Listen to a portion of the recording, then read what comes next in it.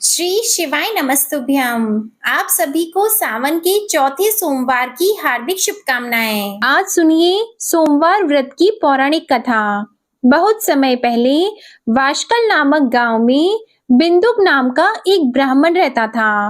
वह अधर्मी, दुरात्मा और महापापी था। उसकी स्त्री बहुत सुंदर थी। उसका नाम चंचुला था। वह सदा उत्तम धर्म का पालन करती थी, परंतु बिंदुक वैश्यागामी था।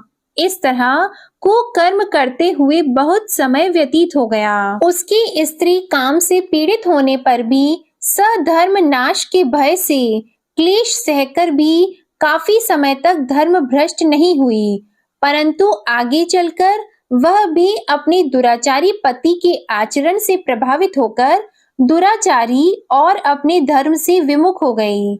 इस तरह दुराचार में डूबे हुए उन पति पत्नी का बहुत सा समय व्यर्थ बीत गया। वैश्यागामी दूषित बुद्धि वाला वह दुष्ट ब्राह्मण बिंदुक समय अनुसार मृत्यु को प्राप्त होकर नरक में चला गया। बहुत समय तक नरक के दुखों को भोगकर वह मूढ़ बुद्धि पापी विंध्य पर्वत पर भयंकर पिशाच हुआ। इधर उस दुराचारी बिंदुक के मर जाने पर वह चंचुला नामक स्त्री बहुत समय तक पुत्रों के साथ अपने घर में रहती रही।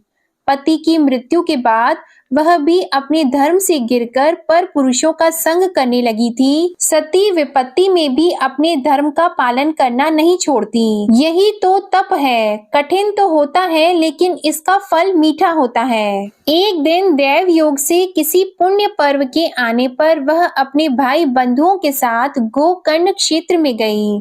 उसने तीर्थ के जल में स्नान किया और बंदी जनों के साथ यहाँ वहां घूमने लगी। वह एक देव मंदिर में गई। वहां उसने एक ब्राह्मण के मुख से भगवान शिव की परम पवित्र एवं मंगलकारी कथा सुनी। ब्राह्मण कह रहे थे कि जो स्त्रियां व्यभिचार करती हैं, वे मरने के बाद जब यमलोक जाती हैं, तब यमराज के दूत उन्हें तरह तरह से यंत्रणा देते हैं कि वे उसके कामांगों को तप्त लौह के डंडों से दागते हैं। तप्त लौह के डंडों से उसका संसर्ग कराते हैं। ये सारे दंड इतनी वेदना देने वाले होते हैं कि जीव पुकार पुकार कर कहता है कि अब वह ऐसा नहीं करेगा, लेकिन यमदूत उसे छोड़ते नहीं हैं। कर्मों का फल तो सभी को भोगना पड़ता है। देव, ऋषि, मनुष्य सभी इससे बंधे हुए हैं। ब्राह्मण के मुख से ये वैराग्य बढ़ाने वाली कथा को सुनकर चंचुला भय से व्याकुल हो गई। कथा समाप्त होने पर सभी लोग वहां से चले गए। तब कथा बांचने वाले ब्राह्मण देवता से चंचुला ने कहा, हे ब्राह्मण, धर्म को न जानने के कारण मेरे द्वारा बहुत बड़ा दुराचार हुआ है। स्वामी, मेरे ऊपर कृपा कर मेरा उद्धार कीजिए।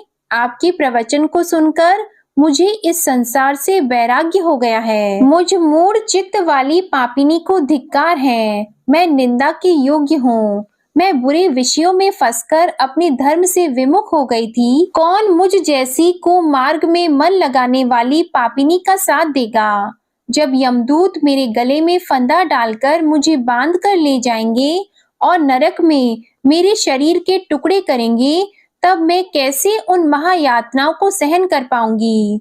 मैं सब प्रकार से नष्ट हो गई हूँ, क्योंकि अभी तक मैं हर तरह से पाप में डूबी रही हूँ। हे ब्राह्मण, आप मेरे गुरु हैं, आप ही मेरे माता पिता हैं। मैं आपके शरण में आई हूँ। मुझ अबला का अब आप उद्धार कीजिए। इस प्रकार विलाप करती हुई चंचुला ब्राह्मण देवता के चरणों में गिर पड़ी। तब ब्राह्मण ने उसे कृपा पूर्वक उठाया और इस प्रकार कहा, नारी, तुम सौभाग्यशाली हो जो भगवान शंकर की कृपा से तुमने वैराग्यपूर्ण ये कथा सुनी है और कथा को सुनकर समय से अपनी गलती का एहसास कर लिया है। तुम डरो मत और भगवान शिव की शरण में जाओ। उनकी परम कृपा से तुम्हारे सभी पाप नष्ट हो जाएंगे। मैं तुम्हें भगवान शिव की कथा सहित वह मार्ग बताऊंगा जिसके द्वारा तुम्हें सुख देने वाली उत्तम गति प्राप्त होगी। शिव कथा सुनने से तुम्हारी बुद्धि शुद्ध हो गई है और तुम्हें पश्चाताप हुआ है। तथा मन में वैराग्य उत्पन्न हुआ है। पश्चाताप ही पाप करने वाले पापियों के लिए सबसे बड़ा प्रायश्चित है। जो मनुष्य अपने कुकर्म के लिए प्रायश्चित नहीं करता, वह उत्तम गति प्राप्त नहीं करता, परंतु जिसे अपने कुकृत्य पर हार्दिक पश्चाताप होता है, वह अवश्य ही उत्तम गति का भागीदार होता है। इसमें कोई शक नहीं है। शुद्ध चित्त में ही भगवान शिव और माता पार्वती का वास होता है। वह शुद्ध आत्मा पुरुष सदा शिव के पद को प्राप्त होता है। इस कथा का श्रवण सभी मनुष्यों के लिए कल्याणकारी है, अतः इसकी आराधना और सेवा करनी चाहिए। हे ब्राह्मण पत्नी, तुम अन्य विषयों से अपने मन को हटाकर भगवान शंकर की इस परम पावन कथा को सुनो। इससे तुम्हारे चित्त की शुद्धि होगी और तुम्हें मोक्ष की प्राप्ति होगी। जो मनुष्य निर्मल हृदय से भगवान शिव के चरणों का चिंतन करता है, उसकी एक ही जन्म में मुक्ति हो जाती है। यह कहकर वे ब्राह्मण चुप हो गए। उनका हृदय करुणा से भर गया। वे ध्यान में मग्न हो गए। ब्राह्मण का यह उपदेश सुनकर चंचुला के नेत्रों में आनंद के आंसू छलक आए। वह हर्ष भरे हृदय से ब्राह्मण देवता के चरणों में गिर गई और हाथ जोड़कर बोली कि मैं कृतार्थ हो गई। हे ब्राह्मण, शिव भक्तों में श्रेष्ठ स्वामिन, आप धन्य हैं। आप परमार्थदर्शी हैं और सदा परोपकार में लगे रहते हैं। साधो, मैं नरक के समुद्र में गिर रही हूँ। कृपा करके मेरा उद्धार कीजिए। जिस पौराणिक और अमृत के समान कथा की बात आपने की है, उसे सुनकर ही मेरे मन में वैराग्य उत्पन्न हुआ। उस अमृतमयी कथा को सुनने के लिए मेरे मन में बड़ी श्रद्धा हो रही है। कृपया आप मुझे उसे सुनाइए। कथा सुनने की इच्छा मन में लिए हुए चंचुला उन ब्राह्मण देवता की सेवा में वहीं रहने लगी। उस गोकर्ण नामक महाक्षेत्र में उन ब्राह्मण देवता के मुख से चंचुला भगवान शिव की भक्ति, ज्ञान और वैराग्य बढ़ाने वाले और मुक्ति देने वाली परम उत्तम कथा सुनकर कृतार्थ हुई। उसका चित्त शुद्ध हो गया।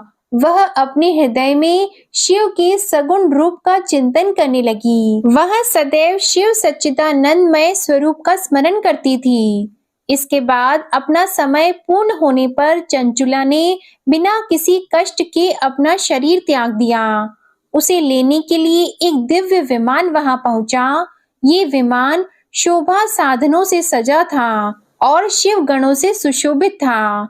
चंचुला विमान से शिवपुरी पहुंची। उसके सारे पाप धुल गए। वह दिव्य रूप धारिणी दिव्यांगना हो गई थी। वह गौरांगी देवी मस्तक पर अर्धचंद्र का मुकुट और अन्य दिव्य आभूषण पहने शिवपुरी में पहुंची। वहां उसने सनातन देवता त्रिनेत्रधारी महादेव शिव को देखा।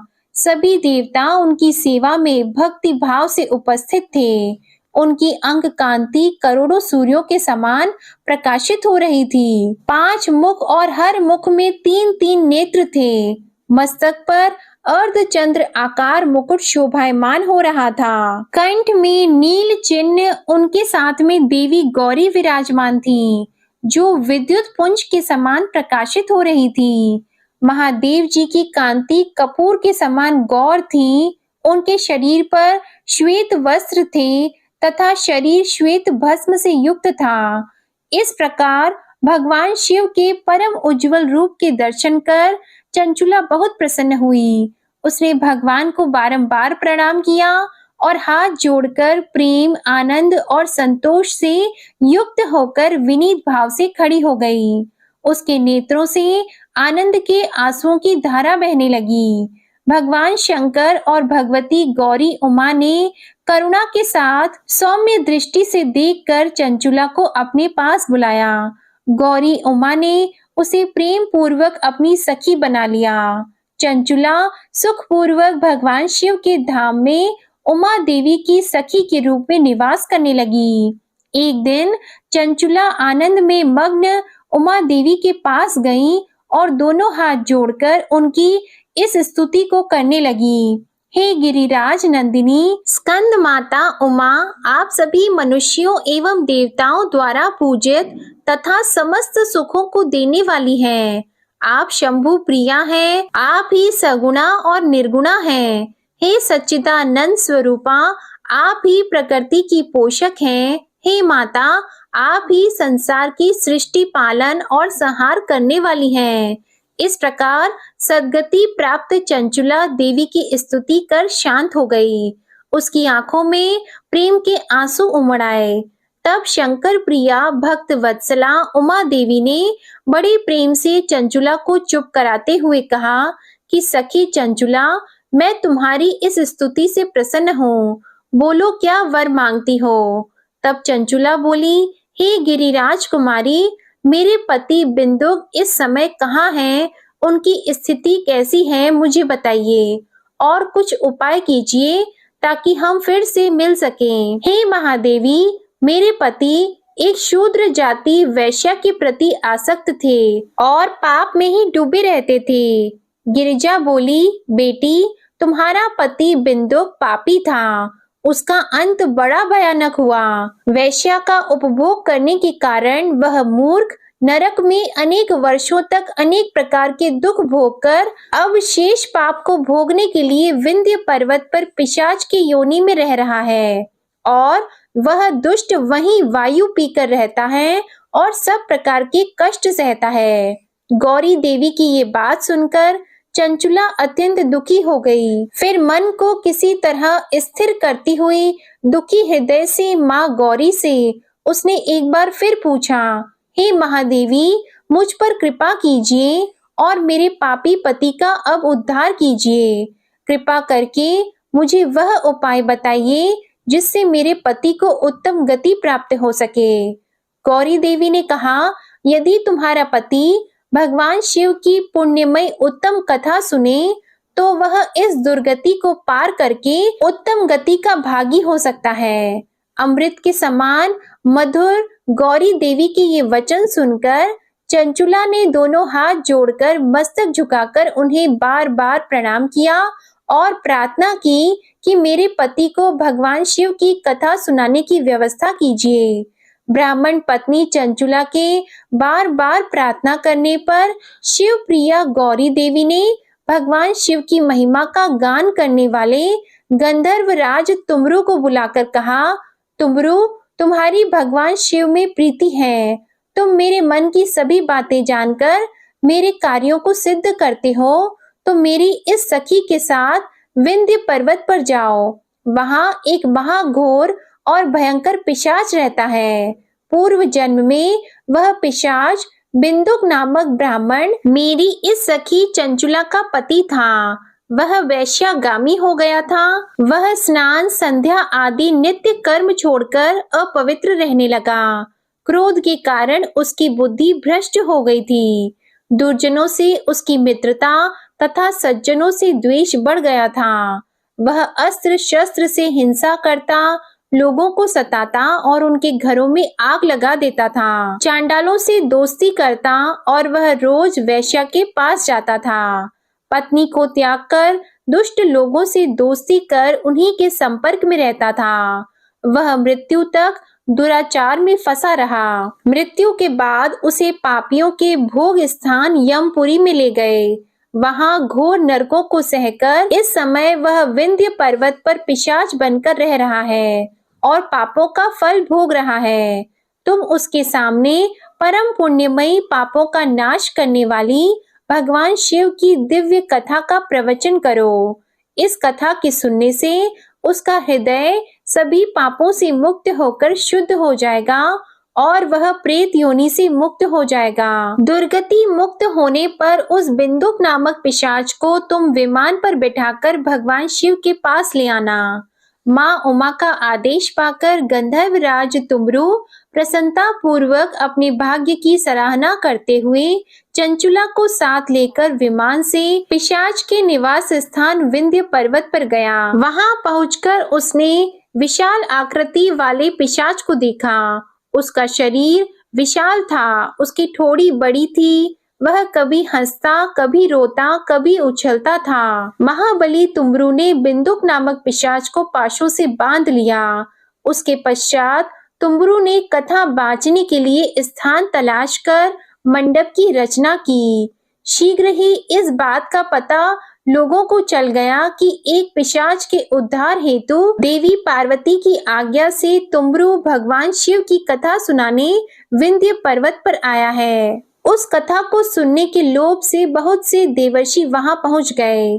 सभी को आदर पूर्वक स्थान दिया गया। पिशाच बिंदुक को पाशों में बांधकर आसन पर बिठाया गया और तब तुमरू ने परम उत्तम भगवान शिव की अमृत कथा का गान शुरू किया, जिससे सभी श्रोता कृतार्थ हो गए। परम पुण्यमयी कथा को सुनकर पिशाच सभी पापों से मुक्त हो गया और उसने पिशाच शरीर का त्याग कर दिया। शीघ्र ही उसका रूप दिव्य हो गया। उसका शरीर गौर वर्ण का हो गया। शरीर पर श्वेत वस्त्र एवं पुरुषों के आभूषण आ गए। इस प्रकार दिव्य देहधारी होकर बिंदुक अपनी पत्नी चंचुला के साथ स्वयं भी भगवान शिव का गुणगान करने लगा। उसे दिव्य रूप में देखकर सभी को बहुत आश्चर्य हुआ। उसका मन परम आनंद से परिपूर्ण हो गया। सभी भगवान महेश्वर के अद्भुत चरित्र को सुनकर कृतार्थ होकर उनका यशोगान करते हुए अपने अपने धाम को चले गए। बिंदुक अपनी पत्नी चंचुला के साथ विमान में बैठकर शिवपुरी की ओर चल दिया। महेश्वर के गुणों का गान करता हुआ बिंदुक अपनी पत्नी चंचुला और तुमरू के साथ शीघ्र ही शिव धाम पहुंच गया।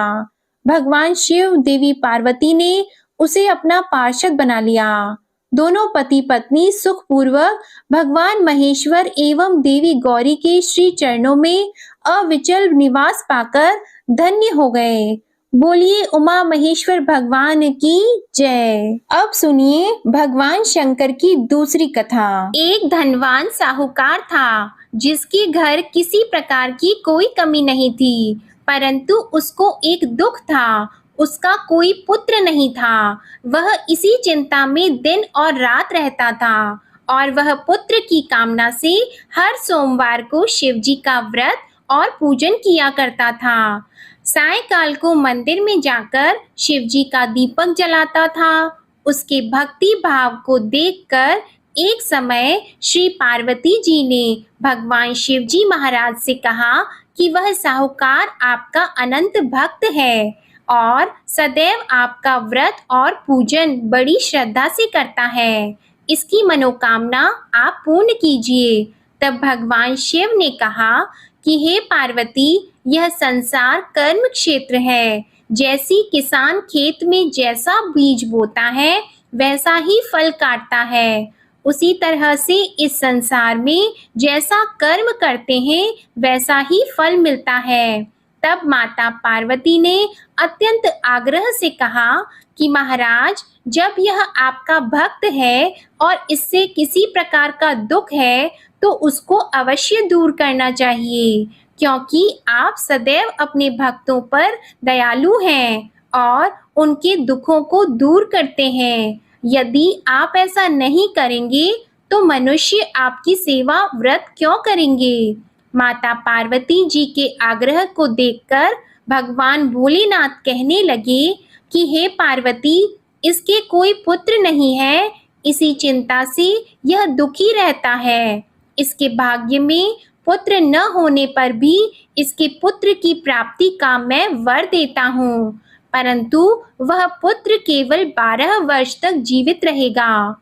इसके पश्चात वह मृत्यु को प्राप्त हो जाएगा। इससे अधिक मैं और कुछ इसके लिए नहीं कर सकता हूँ। यह सब बातें वह साहूकार सुन रहा था। इससे उसको न कुछ प्रसन्नता हुई और न ही उसे कुछ कष्ट हुआ। वह पहले जैसे ही भगवान शिव का व्रत और पूजन करता रहा। कुछ समय व्यतीत हो जाने पर साहूकार की स्त्री गर्भवती हुई और उसे 10वें महीने में गर्भ से अति सुंदर पुत्र की प्राप्ति हुई। साहूकार के घर में बहुत खुशियां मनाई गई, परंतु साहूकार ने उसको केवल 12 वर्ष की आयु जानकर कोई अधिक प्रसन्नता प्रकट नहीं की और न ही किसी को यह भेद बताया। जब वह 11 वर्ष का हो गया तो उस बालक की माता ने उसके पिता से विवाह आदि के लिए कहा, परंतु साहूकार कहने लगा, मैं अभी इसका विवाह नहीं करूंगा और पढ़ने के लिए इसे भेजूंगा। फिर साहूकार ने अपने साले अर्थात उस बालक के मामा को बुलाकर उसको बहुत सा धन देकर कहा, तुम इस बालक को काशी में पढ़ने के लिए ले जाओ और रास्ते में जिस स्थान पर भी जाओ वहां यज्ञ करना और ब्राह्मणों को भोजन कराते जाना। वे दोनों मामा और भांजा सब जगह यज्ञ करते और ब्राह्मणों को भोजन कराते जा रहे थे। रास्ते में उनको एक शहर पड़ा। उस शहर के राजा की कन्या का विवाह था और दूसरे राजा का लड़का जो विवाह कराने के लिए बारात लेकर आया था वह एक आंख से काना था। उसके पिता को इस बात की बड़ी चिंता थी कि कहीं वर को देखकर कन्या के माता पिता विवाह में किसी प्रकार की अड़चन पैदा न कर दें। इस कारण जब उसने अति सुंदर सेठ के लड़के को देखा तो उसने मन में विचार किया कि क्यों न दरवाजे के समय इस लड़के से वर का काम चलाया जाए। ऐसा विचार करके वर के पिता ने उस लड़के और मामा से बात की तो वे दोनों राजी हो गए। फिर उस लड़के को वर के कपड़े पहनाकर और घोड़ी पर चढ़ाकर दरवाजे पर ले गए और बड़ी सुंदरता से सब कार्य संपन्न हो गए। वर के पिता ने सोचा यदि विवाह कार्य भी इसी लड़के से करा दिया जाए तो इसमें क्या बुराई है। ऐसा विचार करके लड़का और उसके मामा से कहा, यदि आप फेरों और कन्यादान का काम भी करा दें तो आपकी बड़ी कृपा होगी और हम इसके बदले बहुत सा धन देंगे। उन्होंने भी स्वीकार कर लिया और विवाह कार्य भी बहुत कुछ अच्छी तरह से हो गया।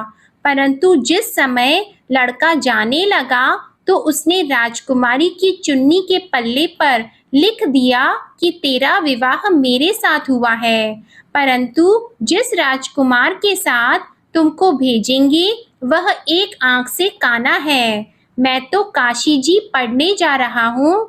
उस राजकुमारी ने जब अपनी चुन्नी पर ऐसा लिखा हुआ देखा तो उसने राजकुमार के साथ जाने से मना कर दिया और कहा कि ये मेरा पति नहीं है, मेरा विवाह इसके साथ नहीं हुआ, वह तो काशी जी पढ़ने गया है।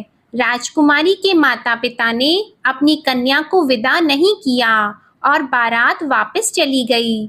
उधर वह सेठ का लड़का और उसका मामा काशी जी पहुंच गए।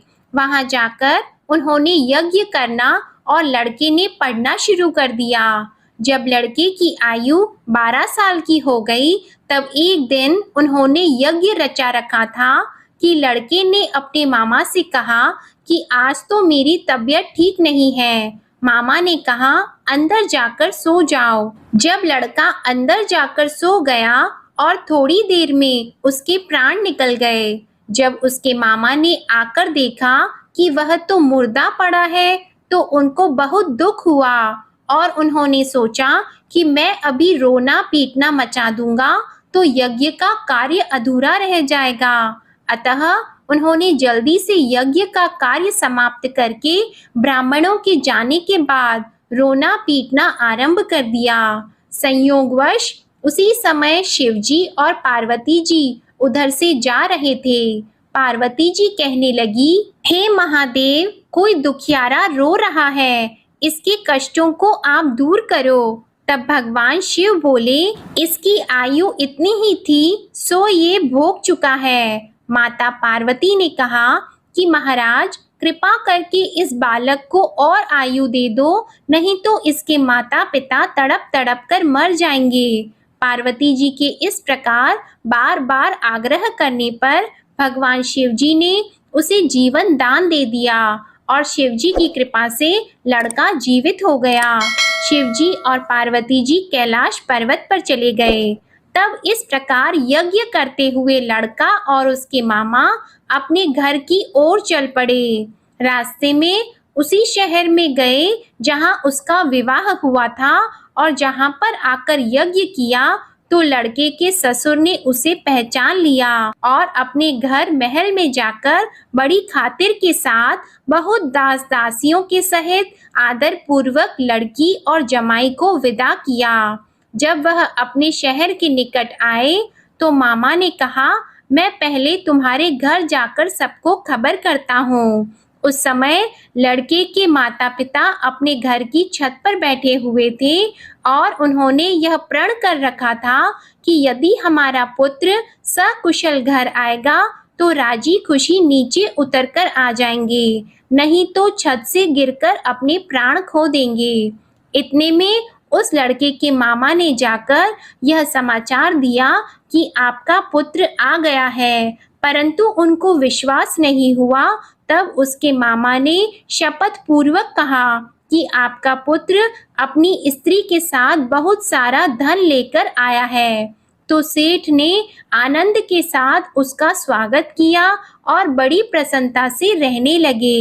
इस प्रकार जो भी व्यक्ति सोमवार का व्रत करता है अथवा इस कथा को पढ़ता है या सुनता है, भगवान भोलेनाथ उसके सभी दुखों को दूर करके उसकी समस्त मनोकामनाओं को पूर्ण करते हैं। बड़ी ही श्रद्धा और भक्ति के साथ अब आप सुनिए सोमवार की दूसरी कथा।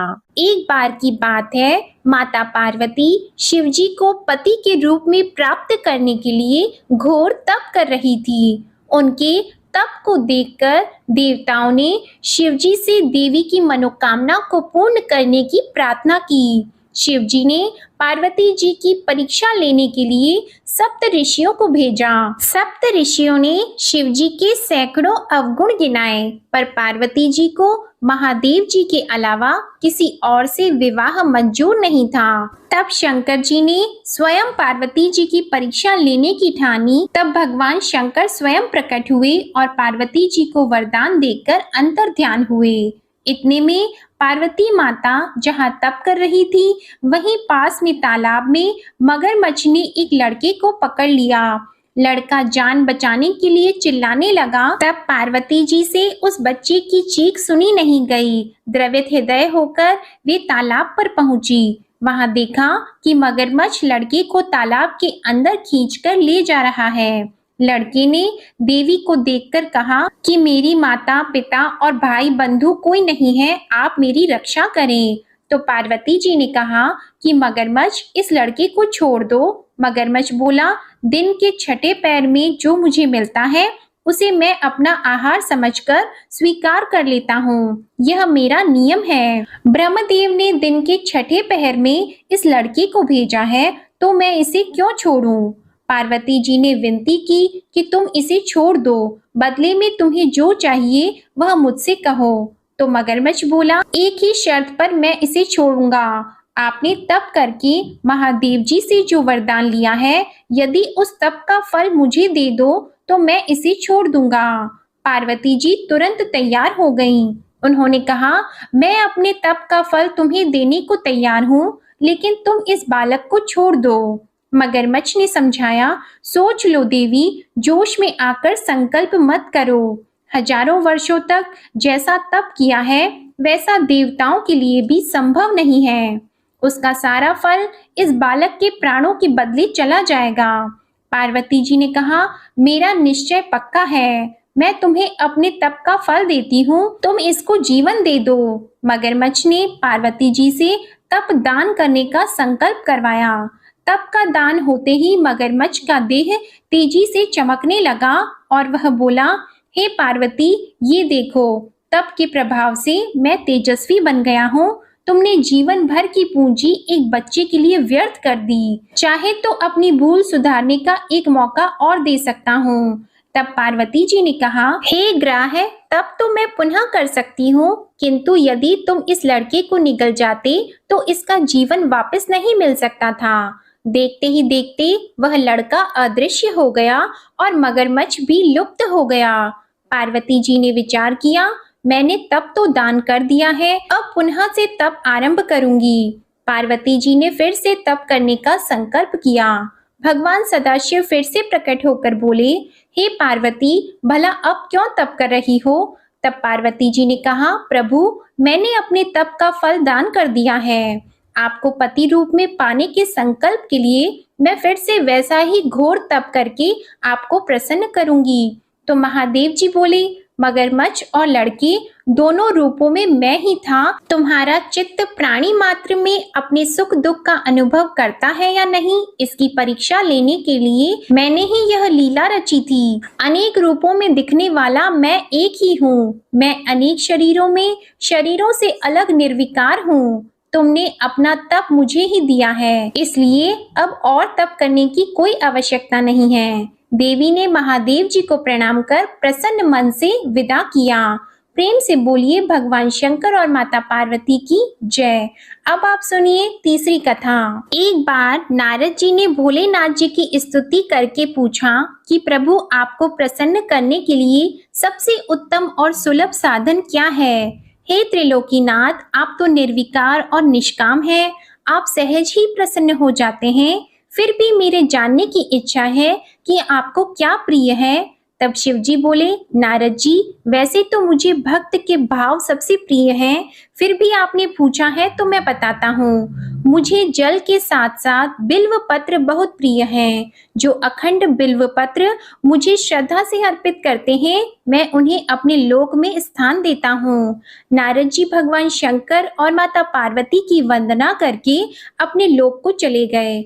उनके जाने के पश्चात पार्वती जी ने शिव जी से पूछा कि हे प्रभु, मेरी ये जानने की बड़ी तीव्र इच्छा हो रही है कि आपको बेलपत्र इतने प्रिय क्यों हैं? कृपा करके मेरी जिज्ञासा को शांत कीजिए। तब शिव जी बोले, हे शिवे, बिल्व के पत्ते मेरी जटा के समान हैं। उसका त्रिपत्र यानी 3 पत्ते ऋग्वेद, यजुर्वेद और सामवेद हैं। शाखाएं समस्त शास्त्र का स्वरूप है। बिल्व वृक्ष को आप पृथ्वी का कल्प वृक्ष समझें, जो ब्रह्मा, विष्णु और शिव स्वरूप है। हे पार्वती, स्वयं महालक्ष्मी जी ने शैल पर्वत पर बिल्व वृक्ष रूप में जन्म लिया था।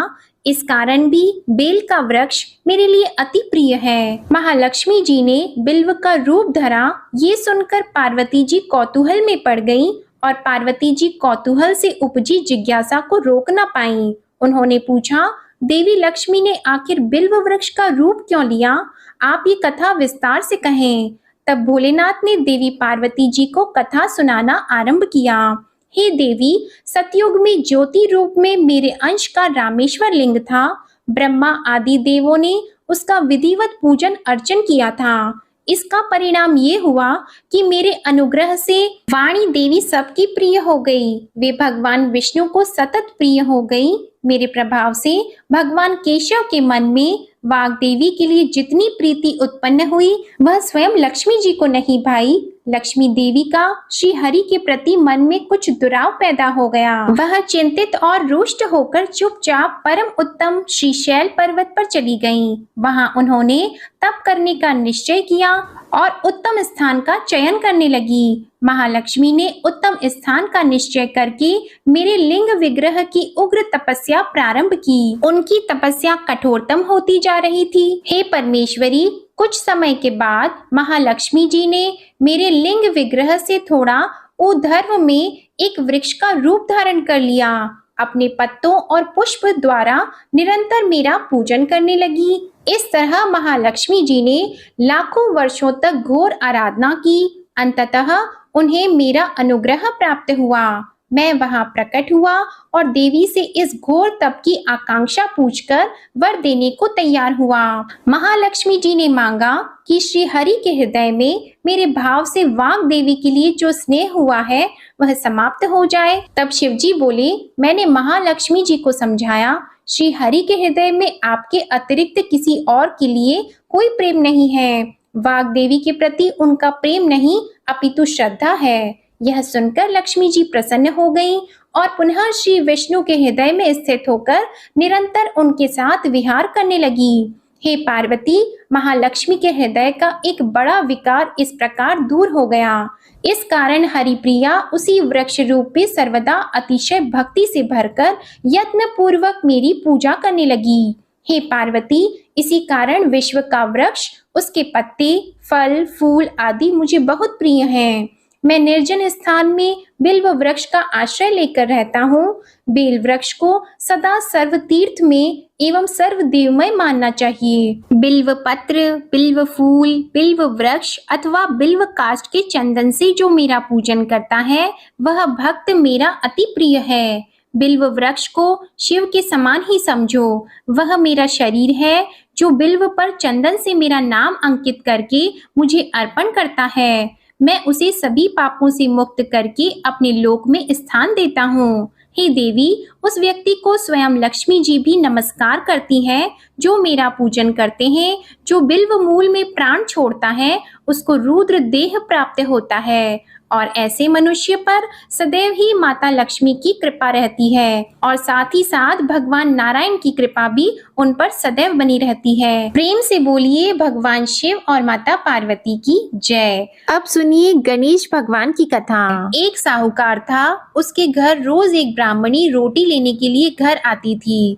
घर के अंदर घुसते ही पोल के ऊपर गजानन जी का मंदिर था। वह गणेश जी को रोटी का एक कौर हमेशा भोग लगाती थी। बहुत दिन हो गए। गणेश जी महाराज ने कहा कि यह मुझे हमेशा भोजन करवाती है, मुझे इसे कोई ना कोई उपहार जरूर देना चाहिए। गणेश जी एक दिन उसके थाली में हीरे मोती भर देते हैं। ब्राह्मणी तो थाली लेकर अपने घर आ गई और साहूकार से रोटी लेने के लिए आना बंद हो गई। साहूकारनी ने उसे बुलावा भेजा कि बाई, रोटी लेने के लिए क्यों नहीं आती हो? ब्राह्मणी ने कहा कि मुझ पर गणेश जी प्रसन्न हो गए। बहुत वर्ष तक रोटी लेने के लिए आ गई, लेकिन अब नहीं आऊंगी। साहूकारनी मन में बहुत नाराज हुई और गणेश जी से कहा कि आप ब्राह्मणी के ऊपर प्रसन्न हुए, परंतु मुझ पर प्रसन्न नहीं हुए। तब गणेश जी की मूर्ति हटाकर उसने बाहर फेंक दी। इधर सेठ जी की दुकान में धंधा पानी बंद हो गए। एक दिन सेठ जी की नजर पोल के मंदिर पर गई तो सेठानी जी को पूछा कि गणेश जी कहाँ गए? तो साहूकारनी ने कहा कि ऐसे गणेश जी का क्या करें जो ब्राह्मणी पर तो प्रसन्न हो गए लेकिन हमारे ऊपर प्रसन्न नहीं हुए। इस कारण मैंने तो गणेश जी को हटाकर फेंक दिया है। तब सेठ जी ने कहा कि यह तुमने क्या किया? मेरा तो व्यापार और धंधा चलना बंद हो गया है। गणेश जी तुमने कहाँ फेंके हैं? जल्दी बताओ, मैं उन्हें वापस लेकर आता हूँ। साहूकार जी वापस से गणेश जी को लेने के लिए गए तो गणेश जी इतने भारी हो गए कि वे उठे ही नहीं। साहूकार जी ने कहा कि मेरे से गलती हो गई है, आप मेरे घर पधारिए। गणेश जी तो और भी भारी होते गए और कहा कि मैं तो नहीं चलूंगा। पहले साहूकारनी को बुलाकर यहाँ लाओ और वह मुझसे माफी मांगेगी तो ही मैं चलूंगा। और गणेश जी ने कहा कि मुझे हमेशा सवा सेर का चूरमा करके भोजन कराओगे तो ही मैं चलूंगा। साहूकार साहूकारनी को लेकर आए और उससे माफी भी मंगवाई और सवा सेर का चूरमा चढ़ाने की हाँ भी भरी। तब साहूकार और साहूकारनी ने गणेश जी को वापस घर लाकर उन्हें पोल में बिठाया। ऐसा करने पर साहूकार का व्यापार फिर से चलने लगा। हे गणेश जी महाराज, जैसे साहूकार और साहूकारनी पर आप प्रसन्न हुए, वैसे सभी पर प्रसन्न होना। बोलिए गणेश जी महाराज की जय। अब आप सुनिए भगवान भोलेनाथ की आरती। ओम जय शिव ओमकारा, प्रभु हर शिव ओमकारा। ब्रह्मा विष्णु सदा शिव, ब्रह्मा विष्णु सदा शिव, अर्धांगी धारा। ओम जय शिव ओमकारा। एकानन चतुरानन पंचानन राजे, स्वामी पंचानन राजे। हंसासन गरुड़ासन, हंसासन गरुड़ासन, वृषवाहन साजे। ओम जय शिव ओमकारा। दो भुज चार चतुर्भुज, दस भुज अति सोहे, स्वामी दस भुज अति सोहे। त्रिगुण रूप निरखते, त्रिगुण रूप निरखते, त्रिभुवन जन मोहे। ओम जय शिव ओंकारा। अक्षमाला वनमाला मुंडमाला धारी, स्वामी मुंडमाला धारी। त्रिपुरारी कंसारी, त्रिपुरारी कंसारी, करमाला धारी। ओम जय शिव ओंकारा।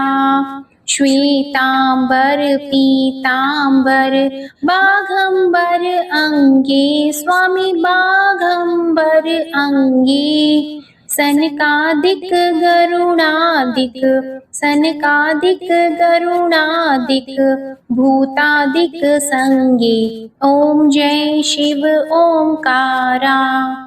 कर की मध्य कमंडल चक्र त्रिशूलधारी, स्वामी चक्र त्रिशूलधारी। सुखकारी दुखहारी, सुखकारी दुखहारी, जगपालनकारी। ओम जय शिव ओंकारा।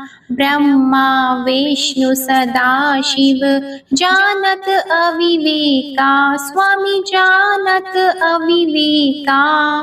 प्रणवाक्षर में शोभित, प्रणवाक्षर में शोभित, ये तीनों एका। ओम जय शिव ओंकारा। त्रिगुण स्वामी जी की आरती जो कोई नर गावे, स्वामी जो कोई नर गावे। कहत शिवानंद स्वामी, कहत शिवानंद स्वामी, मन वांछित फल पावे। ओम जय शिव ओंकारा। ओम जय शिव ओंकारा। जय भोलेनाथ। आपको ये कथा पसंद आए तो वीडियो को लाइक करके चैनल को जरूर सब्सक्राइब करिएगा और कमेंट में भगवान भोलेनाथ जी की जय जरूर लिखिएगा। ओम नमः शिवाय। हर हर महादेव।